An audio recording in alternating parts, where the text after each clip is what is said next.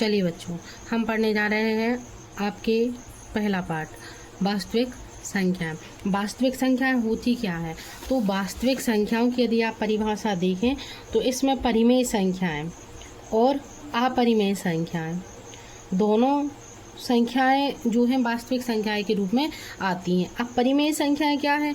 तो जिन्हें हम p/q के रूप में व्यक्त कर सकते हैं और जिन्हें हम p/q के रूप में व्यक्त नहीं कर सकते हैं वो अपरिमेय संख्या है। लेकिन वास्तविक संख्याओं के अंतर्गत परिमेय संख्याएं भी आती हैं और अपरिमेय संख्याएं भी आती हैं। तो यहाँ से आपका जो है पहला क्वेश्चन बनेगा, पेपर में आएगा आपका यहाँ से पहला प्रश्न, अंकगणित की आधारभूत प्रमेय क्या है? तो अंकगणित की आधारभूत प्रमेय क्या है? यानी हम जानते हैं जितनी भी भाज्य संख्याएं हैं उनको हम अभाज्य गुणनखंडों के रूप में तोड़ सकते हैं। इसका मतलब क्या है वो देखो आप। जैसे हमने कोई एक भाज्य संख्या ली, मान लो आप लेते हो 8 लेते हो, ठीक है। 8 के अब हम जब गुणनखंड करेंगे तो 8 के गुणनखंड कितने होंगे? तो सबसे पहले मान लो 2 हुआ सबसे छोटा अभाज्य गुणनखंड, फिर इसके बाद 2 के बाद कितना आ जाएगा अपने पास, ठीक है। 2 के बाद 4 आ जाएगा। तो 2 कैसी संख्या है? ये अभाज्य संख्या है। और 4 को भी फिर हम इसको इस प्रकार से लिख सकते हैं कि 8 है तो 8 को हमने 2 गुणा 2 यानी ये कैसी संख्या है? सारी अभाज्य संख्या हैं। तो यही अंकगणित की आधारभूत प्रमेय है कि जितनी भी भाज्य संख्याएं हैं उनको हम अभाज्य संख्याओं के गुणनफल के रूप में व्यक्त कर सकते हैं, जो कि अपने आप में अद्वितीय होता है। अगला देखें हम, अब हम यहाँ पर चालू करते हैं आपकी प्रश्नावली, प्रश्न क्रमांक 1 से लेके प्रश्न क्रमांक 7 तक। देखें प्रश्नावली का प्रश्न क्रमांक 1,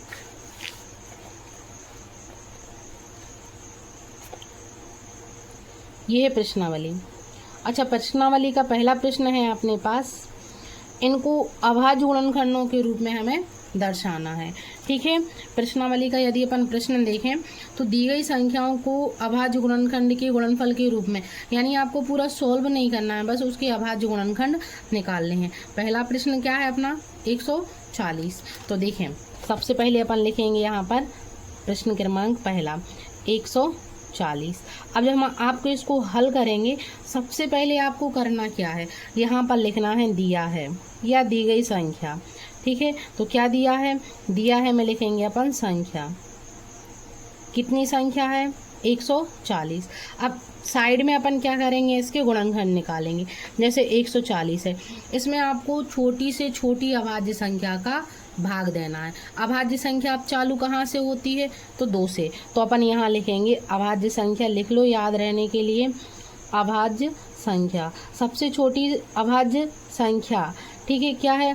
जो जैसे 2 है, 3 है, 5 है, 7 है, 11 है, 13 है, 17 है, 19 है, ठीक है। फिर इसके बाद 23 है, 29 है, 31 है, फिर इसके बाद 37 है, ठीक है, फिर 41 है। इस प्रकार से अभाज्य संख्या चलती जाएंगी। आपको बस यहाँ पर 19-23 तक की अधिकतम संख्याएं आएंगी, तो ज़्यादा याद नहीं करना है। अब इसमें आपको छोटी से छोटी अभाज्य संख्या का भाग देना है। सबसे पहले दो आप 2 का भाग, 2 का पहाड़ा 1 में जाएगा क्या? नहीं जाएगा। अब 2 का पहाड़ा पढ़ो आप 14 में, तो 2 सत्ते 14। फिर 2 का पहाड़ा पढ़ो 0 में, 2 शून्यम 0। फिर से 0 आ गया तो आप फिर से कितने का भाग दे दो? 2 का। 2 का पहाड़ा पढ़ो आप 7 में, तो 2 तिया 6। 2 तिया 6 आए हैं, यानी 7 से 1 कम है, तो 2 तिया 6। अब ये तो 6 है और ये 7 है, यानी 1 बचे रहे, तो ये कितना हो गया? 0। तो 0 हमने यहाँ पे लिख लिया, तो 2 पंचे 10। अच्छा, अब 2 का भाग जा रहा क्या? नहीं जा रहा। अब इसमें 3 का भाग दे के देखो, नहीं जा रहा। अब 5 का भाग दे के देखो, तो 5 का दे दो, 5 7 35, और 7 में 7 का ही जाएगा, 7 ही कम 7। अब आपको लिखना कैसे है? तो अपन इधर लिखेंगे 140 के अभाज्य गुणनखंड बराबर कितने कितने आए हैं वो लिख लो। तो 2 है, 5 है, 7 है और 1 है। अब देखो 2 कितने बार आया है अपने पास? 2 बार। तो इसके पावर यानी घात लगा दो आप 2 की, 5 गुणा 7, यही आपका आंसर है, बन जाएगा। ये अपना हो गया पहला प्रश्न हल। अब देखें, अब दूसरा नंबर का प्रश्न है 156 के गुणनखंड निकालिए। तो अपन यहाँ पर लिखेंगे दूसरा प्रश्न, यहाँ लिखेंगे अपन 156, तो नीचे लिखेंगे अपन हल फिर नीचे लिखेंगे अपन दिया है या दी गई संख्या, संख्या कितनी है अपने पास, तो संख्या बराबर लिखेंगे अपन 156। अब देखो इसके अपन साइड में गुणनखंड निकालें 156, ठीक है। पीछे कितने हैं 6, कितने का भाग 2 का, यानी सबसे पहले आपको छोटी अभाज्य संख्या का ही भाग दे के देखना है। जब 2 का ना जाए तो 3 का दो, 3 का ना जाए तो 5 का, 5 का ना जाए तो 7 का, तो अपन सबसे पहले दे रहे 2 का भाग। 2 का पहाड़ा पढ़ो कि 15 से ज़्यादा ना हो, तो 2 सत्ते 14। अब ये तो 15 है तो अपने पास तो 14 है, तो ये बचे कितने 16, तो 2 अट्ठे 16, फिर 8 है, क्या 2 का भाग चला जाएगा, बिल्कुल चला जाएगा, तो 2 तिया 6, फिर कितने आएंगे यहाँ पर 1, तो 2 इनाम 18।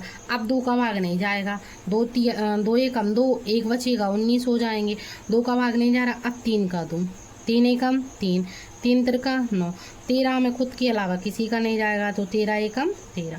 अब नीचे अपन लिखेंगे 156 के अभाज्य गुणनखंड।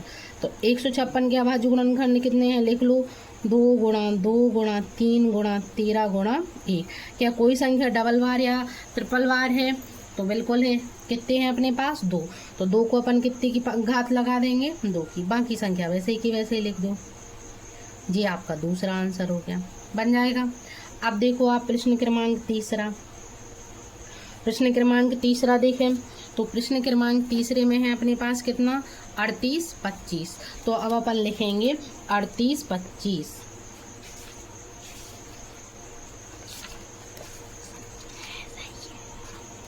चलो निकालो, तो अपन सबसे पहले लिखेंगे यहाँ पर 3825, नीचे अपन लिखेंगे संख्या, संख्या आई अपने पास 38 25।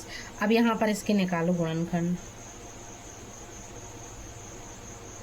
अब देखो यहाँ पे सबसे पहले 2 का भाग दो, पीछे 5 है, 2 का भाग नहीं जाएगा, 3 का भाग दो, तो 5 और 2 7, 7 और 3 10 और 8 18, 3 का भाग जा सकता है, देखे देखो 3 दूनी 6, तो देखे अपन 3 का भाग, 3 एकम 3, यहाँ पढ़ो पहाड़ा की 8 से ज़्यादा ना हो, तो 3 दूनी 6, बचे कितने 2, उतारे आए 2, तो जो हो गए 22, तो 30 आते 21, अब बचे रहे 1, उतारे आए कितने 5, 3 5 15, फिर से 3 का भाग दो, तो 3 का पहाड़ा पढ़ो कि 12 से ज़्यादा नहीं हो, तो 3 चौके 12, 3 दूनी 6, फिर 1 बचे रहे, उतारे आए 5 15, 3 5 15, अब 3 का भाग जाएगा का नहीं जा रहा, अब अपन देंगे 5 का भाग, ठीक है। तो 5 का भाग 4 में तो जाएगा नहीं, तो 5 अट्ठे 40, यहाँ पर आ जाएंगे 8 और 5 एकम 5, यहाँ पर बचे 2, तो कितने हो जाएंगे 5 25। अब फिर से 5 का दूँ, 5 एकम 5, फिर बचेंगे कितने 3, 5 7 35, अब 17 का दे दो आप, 17 एकम 17। तो यहाँ पर 38 25 के गुणनखंड कितने आ गए, अभाज्य गुणनखंड। तो 38 25 के अपने पास गुणनखंड आए हैं 3 गुणा 3, 5 गुणा 5, और यहाँ पर कितने आए फिर 17। 3 2 बार है, 3 की घात 2 लगा दो, 5 2 बार है 2 लगा दो, और कितने हैं 17। ये आपका हो गया आंसर, ठीक है। अगला प्रश्न देखो, अब आप अगला प्रश्न आपके पास है 5005, 5005 का गुणनखंड निकालिए। तो यहाँ पर अपन लिखेंगे 5005 चौथा, तो यहाँ पर दिए हैं अपन को 5005, नीचे लिखेंगे अपन दिया है हल, जो भी लिखना है आपको, ठीक है। संख्या, संख्या कितनी दी है हमें 5005, इसमें भाग देंगे अपन 5005, इसमें भाग देखिए, देखो आप क्या 3 का भाग जा रहा है, 2 का तो जाएगा ही नहीं, 2 का क्यों नहीं जाएगा, तो आप याद रखना 2 का भाग कब जाएगा, जब पीछे मतलब इकाई में 0 हो, 2 हो, 4 हो, 6 हो और 8 हो, तभी आप 2 का भाग देना, अन्यथा 2 का भाग नहीं देना। अब 3 का देखेंगे तो 3 की भी सिंपल सी ट्रिक है कि अंकों को आप जोड़ लो, अंकों को क्या कर लो आप, अंकों को जोड़ लो, जोड़ने पर यदि 3 से भाग चला जाए,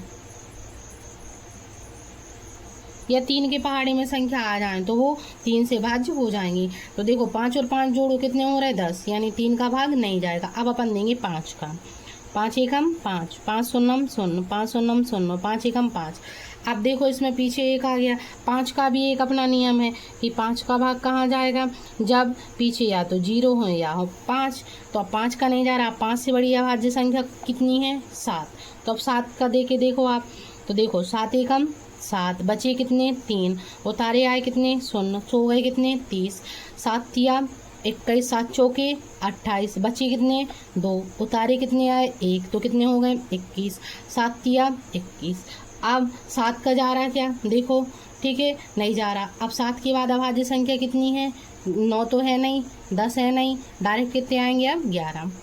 11 का दे के देखो, 11 एकम 11, 12 13 14, कितने बचे 3, और उतारे भी आए कितने 3, तो 11 तिया 33। अब 13 का दे दो इसमें, 13 एकम 13। अब यहाँ पर अपन लिखेंगे 5005 के अभाज्य गुणनखंड। तो अभाज्य गुणनखंड कितने आए हमारे पास, 5 गुणा 7 गुणा 11 गुणा 13।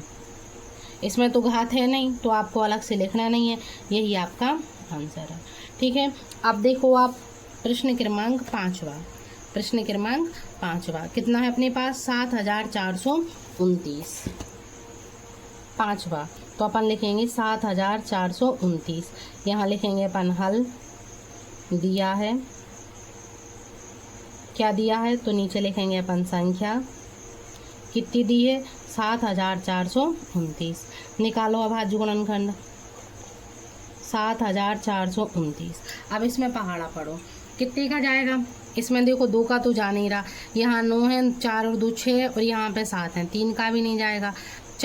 3 के बाद कितने आते हैं 5 का जाएगा नहीं। 7 का दे के देखो तो 7 का भी यहाँ पर नहीं जाएगा। ठीक है, 7 के बाद कितने का देंगे अपन, ठीक है 9 का भाग दे के देखो तो जिसमें 3 का जाएगा उसमें 9 का भी चला जाएगा, तो 9 का भी 9 तो अभाज्य संख्या है ही नहीं। 11 का दो तो 11 6 66, ठीक है 11 का भी नहीं जा रहा। 13 का दे के देखो, 13 पन्ना 65, 65 से कितने बचेंगे अभी 66 67 68 69 70 71 72 73 74, ये बचे अपने पास कितने 9।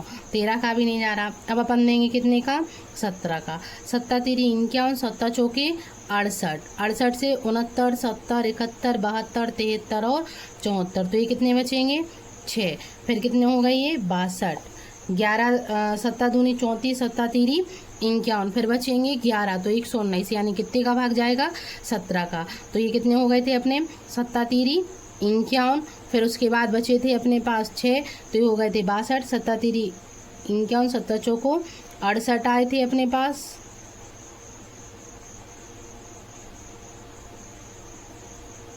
7 दूनी 34 7 चौके 68 7 3 51 और 17 7 119। अब 17 के बाद देखो, 17 के बाद अगली संख्या कितनी आएगी अभाज्य संख्या, 17 का तो इसमें जा नहीं रहा, तो अब आएगी 19।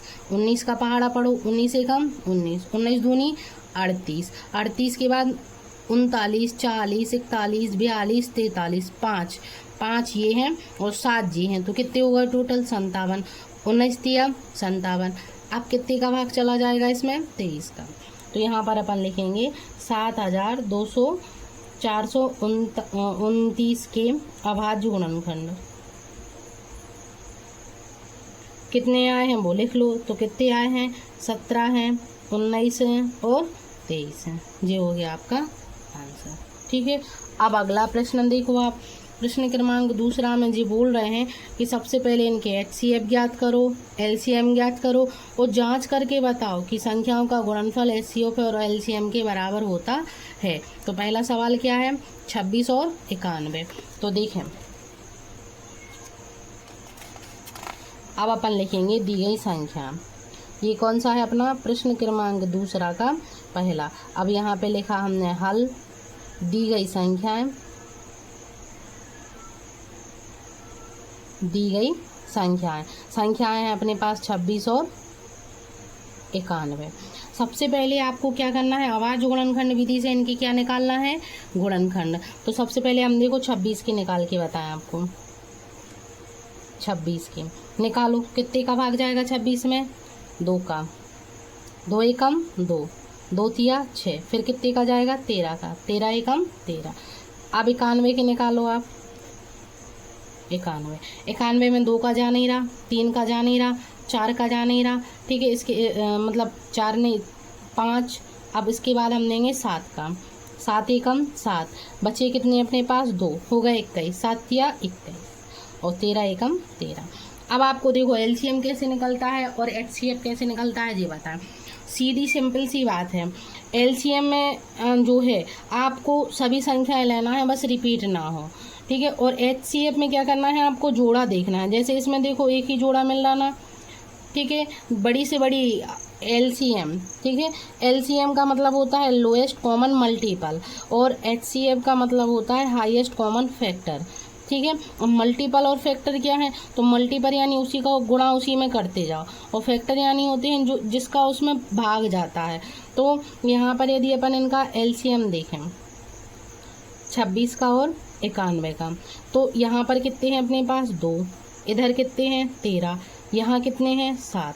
अब देखो 13 तो इसमें भी आ गए, अब लिखने की तो ज़रूरत है नहीं है, तो हमने एक बार 13 लिख चुके हैं हम। अगर फिर से 13 होते तो हम वो लिखते। अब इनका गुणा कर लो आप, तो 2 गुणा 91, 91 का गुणा कर लो तो 2 एकम 2 और 9 दूनी 18।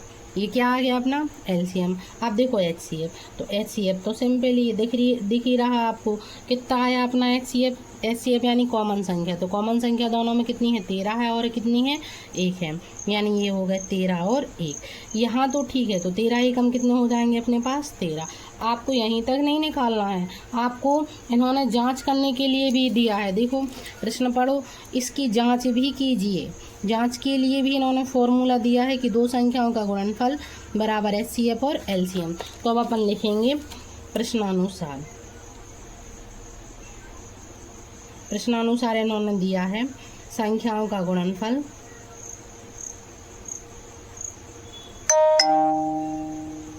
बराबर एचसीएफ इंटू एलसीएम। अच्छा, संख्याएं कितनी कितनी थी 26 और 91, और एचसीएफ कितना आया अपना, एचसीएफ है 13, एलसीएम कितना आया अपना 182। अब इनका गुणा करो, तो इनका गुणा 26 का पहाड़ा आता है क्या आपको, नहीं आता, तो आप साइड में लिख लोगे, ठीक है। 26 गुणा 91 करो, 1 छक्का 6, 1 दूनी 2, 9 का पढ़ो, 9 छींग 54, ठीक है, और 9 दूनी 18, 18 में 5 जोड़ दो तो ये कितने हो जाएंगे 23, 6 6 2 2, ठीक है। यहाँ पर लिख दो तो 23 और 66। अब इनका गुणा करो तो देखो 13 दूनी 26, हाथ में कितनी आई 2, 13 8 104, 104 में 2 जोड़ोगे 106, हाथ में आई 10, 13 एकम 13, 13 में 10 जोड़ोगे कितने हो गए 23। दोनों पक्ष कैसे आ गए आपके बराबर, तो यही हो गया आपका LHS बराबर कैसी है अपनी RHS इति सिद्धम। बन जाएगा सवाल। अगला सवाल देखो, अगला सवाल है 510 और 92। इसको भी सेम ही हल करना है, तो अपन लिखेंगे संख्याएं हैं हमारे पास 510 और 92।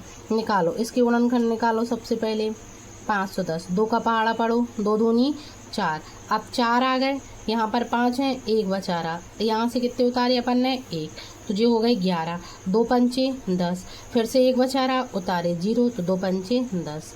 अब 3 का 2 क्योंकि पीछे 5 हैं, तो 3 8 24, बचे रहे 1, तो 15 हो गए, 3 5 15।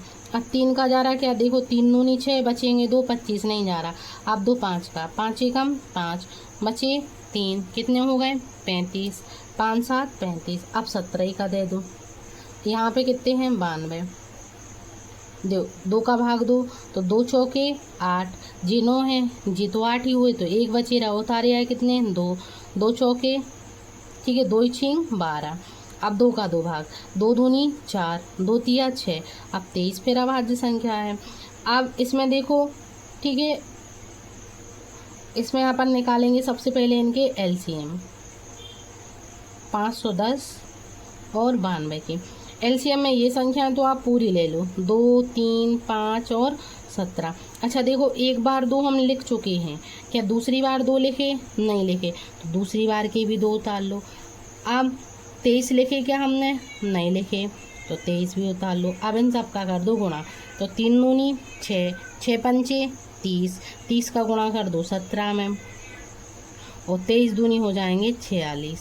कर दो, पहले इसका कर दो, ठीक है। 30 का तो अपन पढ़ लेंगे, 7 छक्के 102, ठीक है।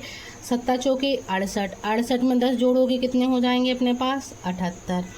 अब 3 दूनी 6, 3 आठे 24, 30 आते 21, 21 में 2 और जोड़ दो तो 22 और 23, ये हो गया। ये तो अकेला क्या निकला है?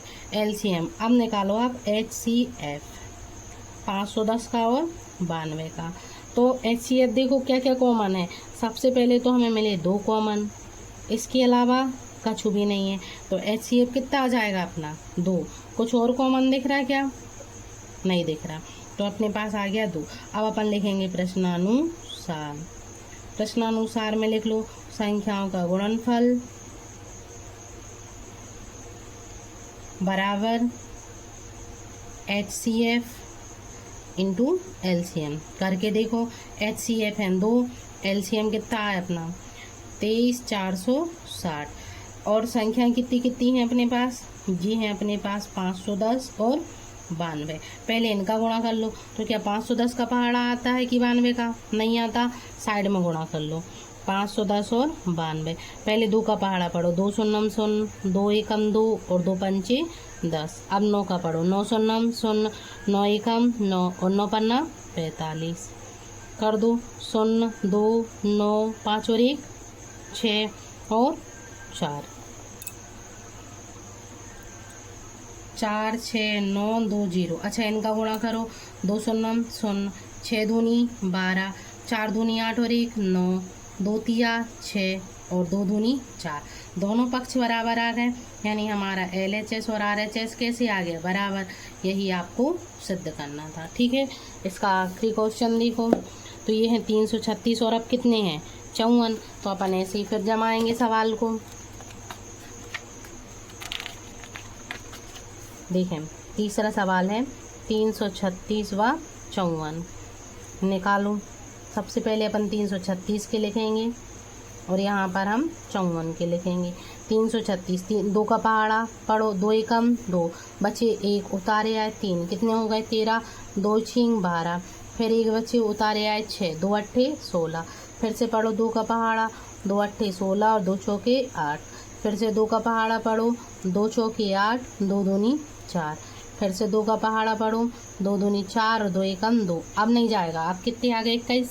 अब हम देंगे 3 का भाग, 30 आते 21 और 7 एकम 7। इसमें पढ़ो 54 में 2 का दे दो, पीछे 4 है, तो 2 दूनी 4, बचे 1, उतारे आए 4 तो हो गए 14, 2 सत्ते 14। अब 2 का तो जा नहीं रहा, 3 का दे दो, 3 नाम 27, फिर से 3 का दे दो, 3 तिरका 9 और फिर से 3 का दे दो।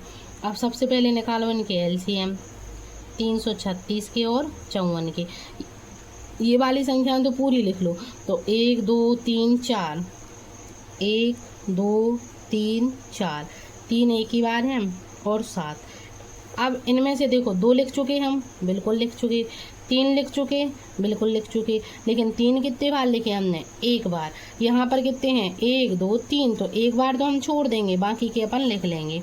तो 3 गुणा 3, इनका गुणा करो, तो 2 दूनी 4, 4 दूनी 8, 8 दूनी 16, 16 ती 48, ठीक है। इनका गुणा कर लो अब, 48 गुणा 7 और गुणा 9।